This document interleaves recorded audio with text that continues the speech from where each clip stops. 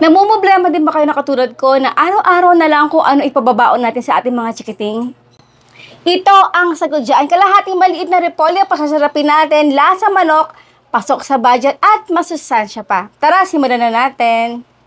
So, tanggalin lang natin yung pinaka-outer layer ng ating repolyo dahil exposed ito sa palengke at hihiwain lang natin ito ng maliliit. At syempre, para mas mapadali yung ating trabaho, gumamit ako dito ng chopper na kahit umuulan ay hindi tayo patitigil. Ilagay natin dito yung ating repolyo.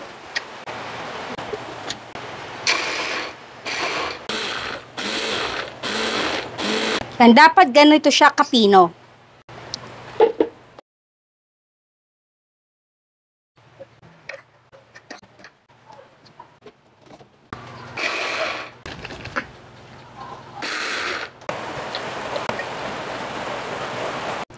Lagyan mo muna natin ito ng asin at lamasin natin ito para matanggal yung pinaka-excess water content nito dito sa ating cabbage. Diba? Ayan. Kita nyo, ang dami, diba? Pisain na natin.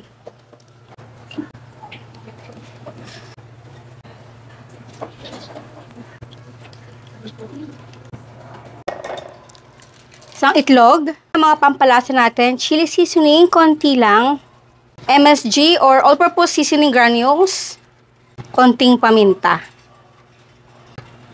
cornstarch. Okay, then haluin lang natin. So, ang right consistency nito ay parang talaga tayo naghahalo ng meat. Kailangan ay magbabind ito all together. At kapag ganito na yung consistency ng ating mixture, maglalagay pa ako dito ng kaunti pang panko breadcrumbs. Again, haluin. Ito yung pampa-absorb ng any excess liquid dito sa ating mixture. Yung ating cornstarch ay papa-crunchy, pampalutong ng ating ulam. Yan, okay na to. So, over medium heat, ay check natin yung ating mantika kung mainit na. At kapag bumubula na nakatulad nito, okay na to. So to guys ha, huwag nyo muna ito gagalawan. Hayaan lang muna natin ito na talagang maluto para hindi siya magkalas-kalas. Confident naman ako na hindi ito magkalas-kalas pero after mga 2 to 3 minutes pa.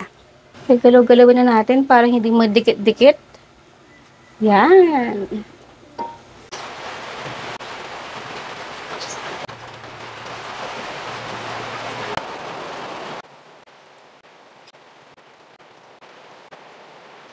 Lakas ng ulan. Lakas ng ulan.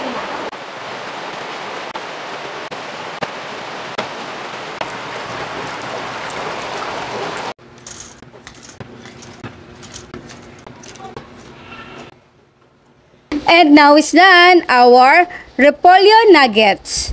Aba, syempre bago tayo magtikiman portion, ang tanong ni Mami Shirley, anong gulay ang ginamit natin dito sa paggawa ng napakasarap, budget at masustansyang ulam? Syempre, ang inyong sagot sa comment box section.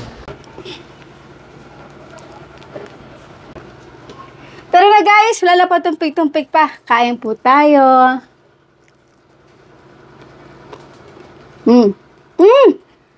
Grabe. Hindi pagkakamala ng iyong mga chikiting sa school. Pwede ito i-share kasi lasang manok talaga, guys. Promise.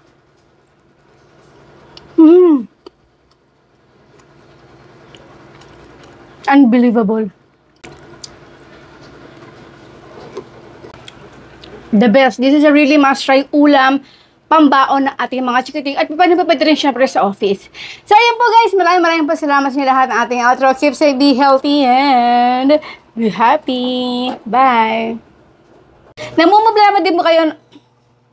Namumroblema.